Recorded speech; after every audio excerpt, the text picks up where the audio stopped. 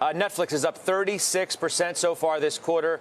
It's the second best stock in the NASDAQ 100. We highlight it. It has been a monster of late, Shan, and a real turning point, some say, like Josh Brown, who was talking about it from our Delivering Alpha conference the other day in overtime, noting that big move that the stock has had off of the bottom.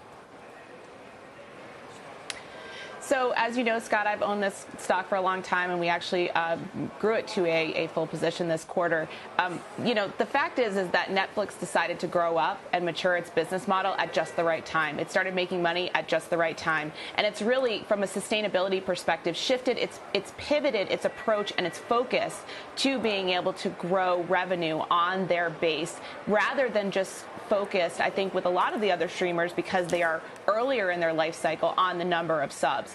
And so from my perspective, this is an opportunity to really see this company in a different light. I continue to think that there are going to be some winners and losers in terms of streaming, but I also think that there is going to be some inelasticity in terms of streaming demand that we're seeing right now. I mean, that this is not a place where consumers right now are looking to cut back spending.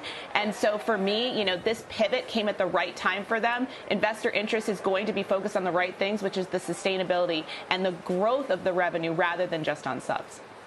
Bryn, has the story turned for PayPal, which is another quarterly big winner, up 27% in the quarter going in, or at least going into the program today? Potentially. The Elliott news was really where you got your pivot.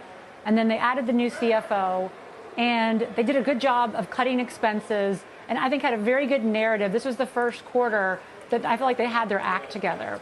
I'm going to wait till this quarter, see if that continues, see if sentiment continues before I add to it. It's done well this quarter, but it's still an expensive stock. And as I said earlier, I think you just have to be patient here. So I'm going to wait and hear what Dan Schulman says, and then I'll make a decision whether I want to add more. Joe T. Chipotle up 18%.